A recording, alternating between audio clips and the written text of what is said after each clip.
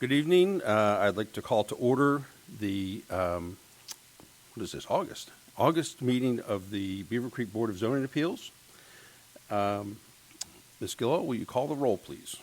Mr. Botla? Here. Mr. Clunin is absent. Mr. Essman? Here. Mr. Rust? Here. Mr. Archibald?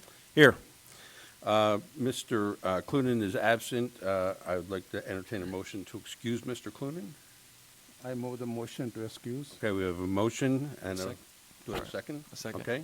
By voice vote, all in favor? Aye. Any opposed? Hearing none, Mr. Clunin is excused. Okay, the minutes, or the agenda, excuse me. Any additions, subtractions, modifications, edits to the agenda? If not, I'll entertain a motion to accept the agenda as written. Yeah, I move to approve the agenda as written. Second. Okay, we have a motion and a second to approve the agenda as written. All in favor by voice vote? Aye. Aye. Any opposed? Hearing none, the agenda is hereby approved. Also, we have some minutes from the last meeting, which are actually pertinent to tonight's meeting. So, hopefully everyone on the board has had a chance to review the minutes. Any additions, changes, subtractions to the minutes? I move we accept the minutes as presented. Okay, we have a motion to accept the minutes as written. We have a motion. Do we have a second? I second. Okay, we have a second. Again, by voice vote, all in favor of approving the minutes as written, say aye. Aye. Any opposed? Hearing none, the minutes are hereby approved as written. Okay, public hearing, continuation of July's meeting. Ms. Gillall. This is case number V23-6 on an application filed by Jonathan Faulkner, 194 Bramblebush Trail, Beavercreek, Ohio, 45440, requesting a variance from Chapter 158.104A of the City of Beavercreek zoning code to construct an accessory structure within the required 10-foot side yard setback. The property is located on the east side of Bramblebush Drive, 5 lots north of the intersection of Bramblebush Drive and West Wind Drive, further described as Book 3, page 22, parcel 162 on the Greene County Property Tax Atlas. Thank you very much. And since this was a continuation of a tabled application from last month, we need to untable this. So I'd entertain a motion to untable this application. I move we take the item off the table. It's on the table now. Yeah. It's off the table You're now. right. You're right. Okay, we have a motion to untable. I second. And a second. And again, by voice vote, all in favor? Aye. Aye. Any opposed? Okay, the application is hereby untabled. Okay, so, Mr. Funk, I'm not sure that we need to go necessarily through the entire application or the your entire briefing from last time, but, you know, what's changed and what kind of additional information you have, and if you've gleaned anything or anything from your presentation from last month has changed as a result of your conversations with other folks and the applicant. Yep. Mr. Chairman, just to be clear for the record, this is an opening of the public hearing. No, not yet. Okay. No, we will open that after the staff presents their report and the applicant has a chance to discuss. Okay, thank you. All right, thank you, Mr. Chair. Basically, what you guys have, basically is, before you is the memo that I sent, basically addressing the two items that you were requesting additional information on. One is an email from Al Kuzma from Greene County Building Regulation on whether or not they would approve a building permit based upon a utility easement.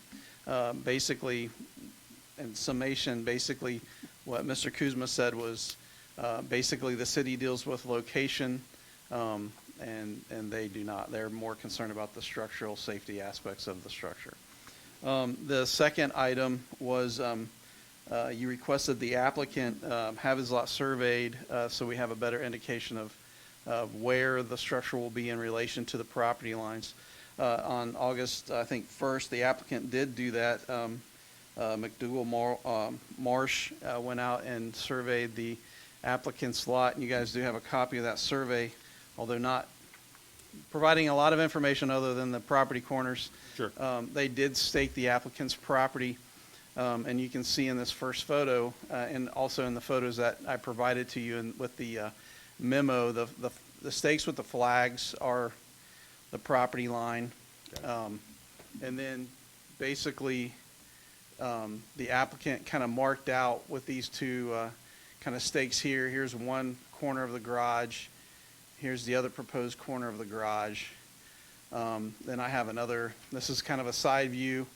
So this kind of thin stake rod, whatever, sticking here is one, and the other one's up here. Again, from the rear, this is kind of even with the house. I was standing even with the house just to kind of give you a depth perception as far as distance from the house to the garage. So this is from the rear. And again, here's one corner and the other one's over here. And then basically I just kind of wanted to pull the tree into it so you can kind of see, since the tree was initially part of the discussion, and the underground utility services right here in relation to everything else. So Good call. that's the, I met with the applicant after it was surveyed and the builder, and we basically discussed these pictures and the angles we wanted to present and all that kind of stuff. So that's basically additional information that you've requested. Okay. So our position as staff has not necessarily changed as far as the request. We still believe that the applicant does have, he can build a compliant garage if he chose, but other than that, that is the additional information that was requested. Now, does that change the amount of the variance that's being requested? Good point, yes, I'm sorry. Yeah, so the applicant initially requested an 8-foot encroachment into that side yard setback. So they actually requested 8 feet, which would have, let's see if I get this thing, would have actually put the building out here. Right. The applicant's understanding of where his property line was actually closer to the driveway than once it was surveyed than he originally thought, which actually gave him quite a bit of additional extra space there, because he thought his property line was pretty close to the driveway, and then actually it's probably a good 5 or 6, about 6, almost 7 feet from the driveway. So that marker there on the left for the front garage corner is 7 feet from the property line, just to give you perspective. And that's, which is basically what the applicant's requesting, is a 3-foot variance into that side yard setback. So where those poles sit there is where the actual garage would sit on his lot. And that is outside of the. It is utility outside the easement? utility easement, yes, by 2 feet. So that gives the applicant the 5 feet plus 2 feet for the overhang. Got it. Yes. Okay, thank you. Yep. Good work. All right, let's hear from Mr. Faulkner. And let me remind you to please read your, I can read the statement here. yes, sir. I, Jonathan E. Faulkner, affirm that the testimony that I'm about to give before the Board of Zoning Appeals of the City of Beavercreek is the whole truth to the best of my knowledge. Okay, great. So, as Mr. Funk just pointed out, when we had the survey done and the flags put in, it was significantly farther south than what was originally believed. So it's probably a good thing I'm not a surveyor, because where I thought the pins were was a good ways closer to the driveway. In reality, we picked up quite a lot of room from where it was believed to be to where it actually is. So our driveway is 6 feet off of the property line, and consistent with our request or the application that's been submitted here, we're trying to build this building in line with the driveway. And so it would be outside of the 5-foot utility easement if built as requested. It would be in line with the existing driveway. I don't know how to maneuver the pictures, I guess, but there's the picture from the back. Yeah, you can see that. Yeah, that's fine there. So, also consistent with the application, the structure, because the roof line is going to be moving away from the tree, going shorter as it gets closer to the tree, permits keeping that maple tree there, and then the utility service is running basically where it's going to run straight back towards me from that golf ball washer, and which is that red item there, and it would allow us to keep the underground electrical utility in place without having to move it. So, in line with the driveway, outside of the utility easement, keeping the tree, keeping the utilities in place by getting a 3-foot variance into the 10-foot setback on the south side of the lot. Any other additional information? Anything else you found out about your utilities? well, the- The utilities had been previously marked before the prior hearing, which is really what prompted the application to begin with. Again, it runs straight from the house and then takes up, if you're looking at this picture as I am, as the committee is, it would be running away from the house, and then it would take a turn toward where it says garage front corner. It arcs that way. But this building will be kind of in the sweet spot where it would wrap around the building and again, avoid the removal of that tree. It's going to need a little bit of trimming, but that's different than taking the whole tree out. And the utilities stay the same, and it would be in line with the line of travel on the driveway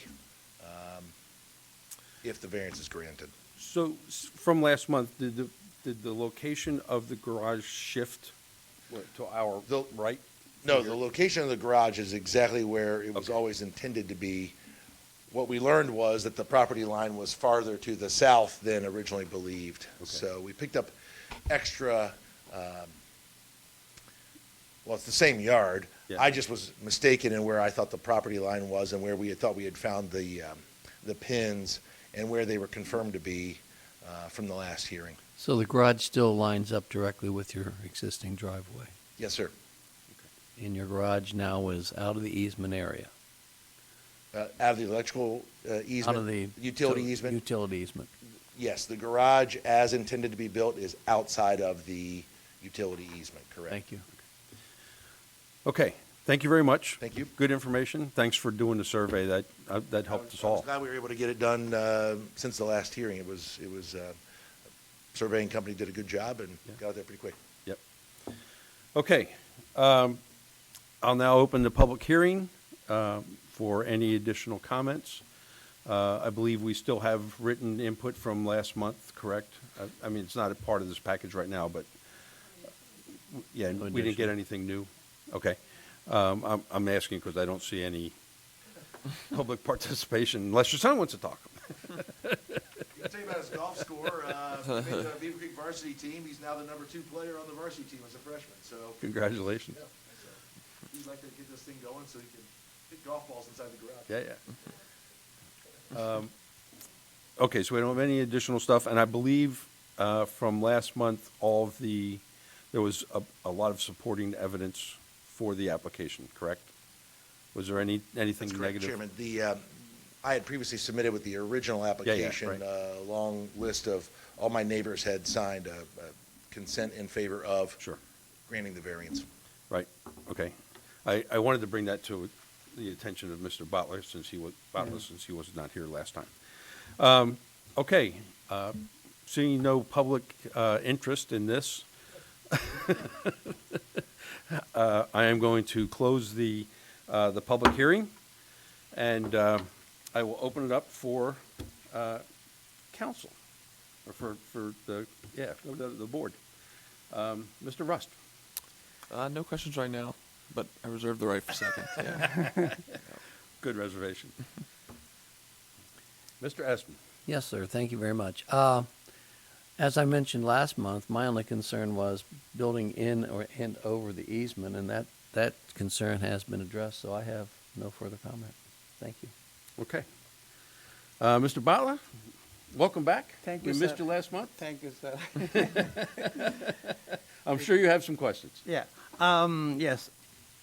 I read your report was initially well written to to justify your end result, and not necessary that it was more kind of more economical, your advantage, not necessary what other criteria are needed.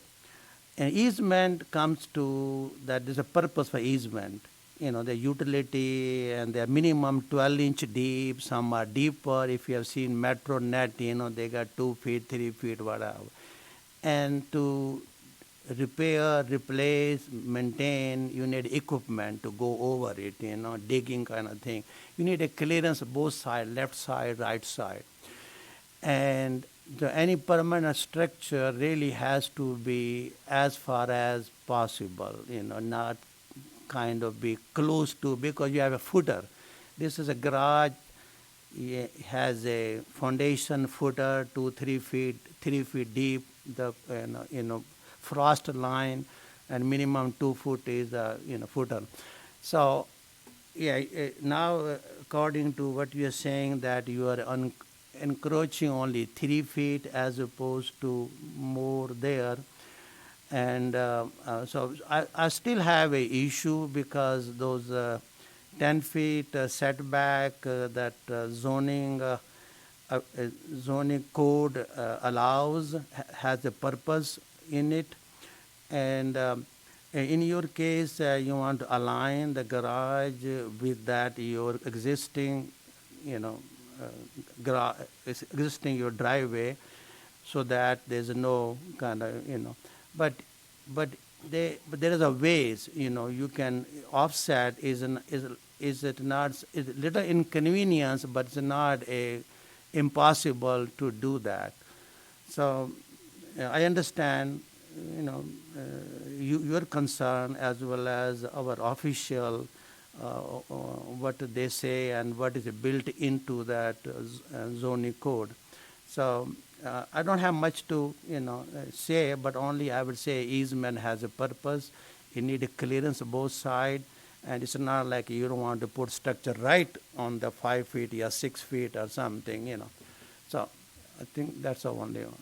I just want to mention. I don't have any more question. Were you wanting a comment to that? Yeah, or? go ahead. Okay. Go ahead. So I think you're right. The easement does have a purpose. I think, importantly, an easement is a right for someone to use what I and my wife actually own. Mm-hmm. And so that land is owned by us, and the easement is just a permission to allow someone else for a legitimate reason, like a utility provider, to access, use, bury, or put in the air something that serves the greater community.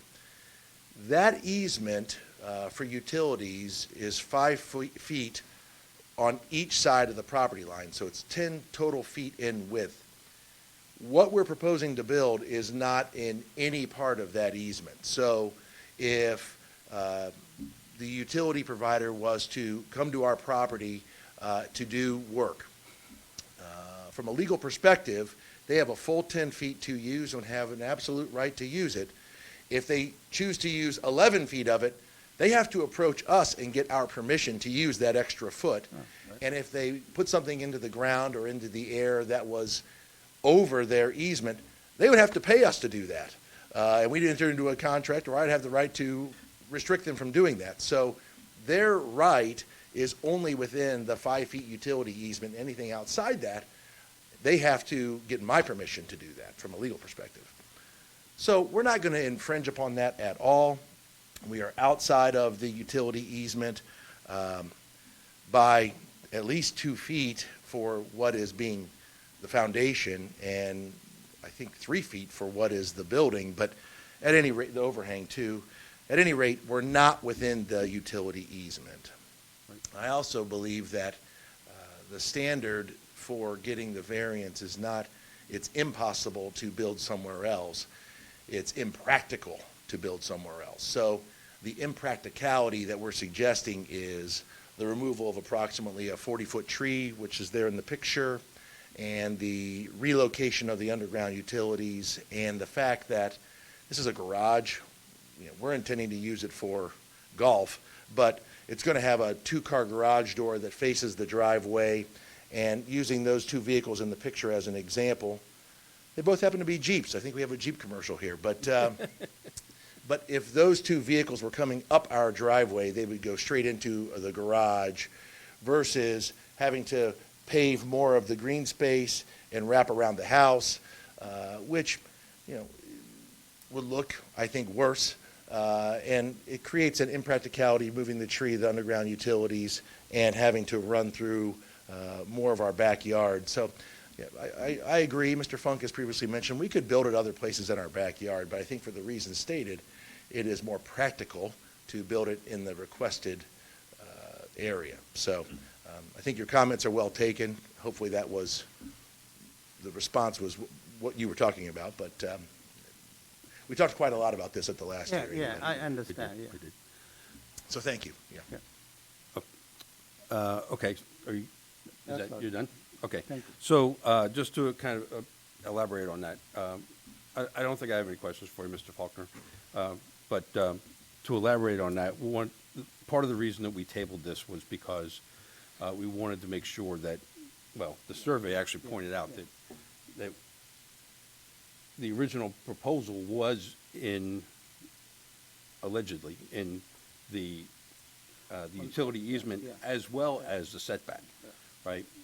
That has since been cleared, and I think everybody on the board had some concerns about locating it in the easement because, well, the utility company could come in and destroy your building, Yeah. right? So, but since that has been resolved, and now the request really comes down to building it into the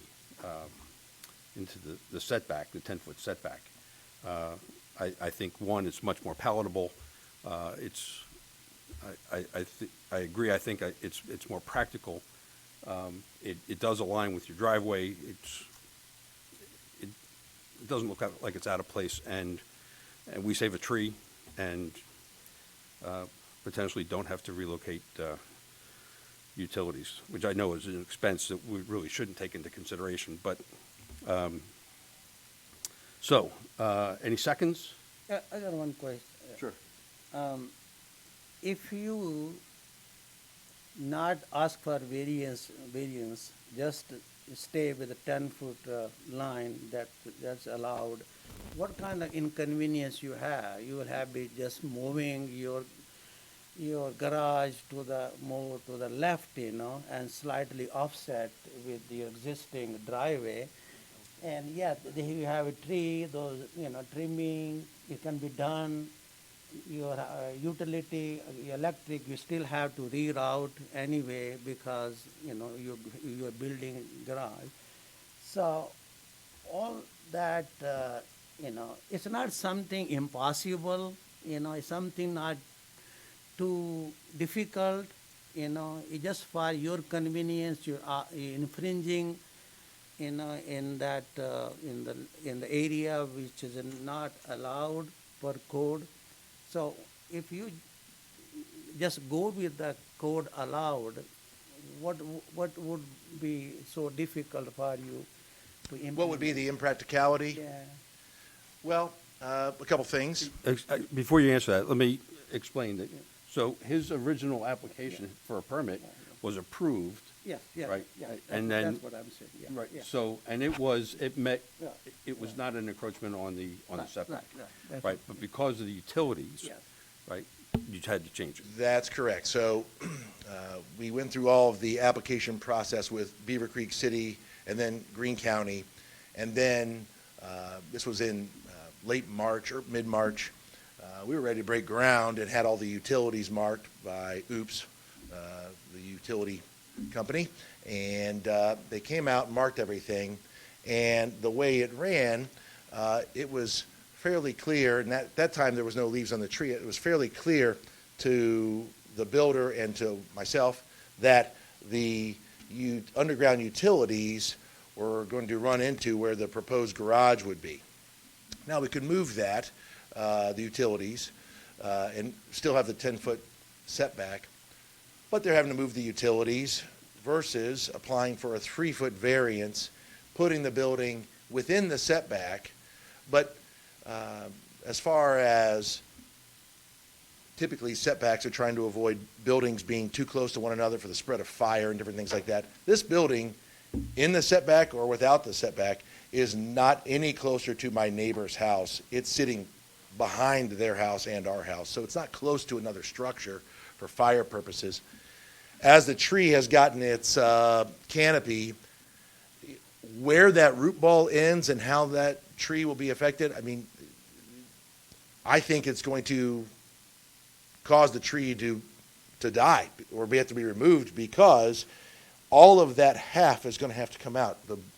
If it's built within the 10-foot setback, the garage is going to be behind my house. So it's either build it close to the tree will have to be cut down, so that's removal, or build it back from the house. Now, we do have another accessory structure on the back side of our lot. Here again, that's been approved by the city. So the farther back we build this garage, the closer you are to that other structure, the closer you are to the utilities, which have to be moved, the tree has to come out. From a practicality measurement, those are the impracticalities. We have a fairly good sized yard. It's fairly flat. There's a lot of places we could build this garage. This is the only one that's near the actual driveway. So I felt like it was an appropriate request.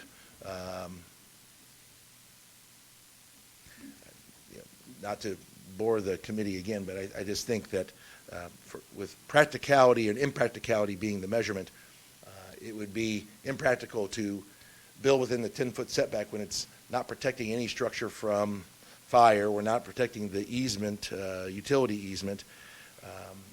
But then losing the tree, moving the utilities, and not being in line with the line of vehicle traffic on the driveway. So the impracticality is utility easement, tree loss, and the line of the current driveway.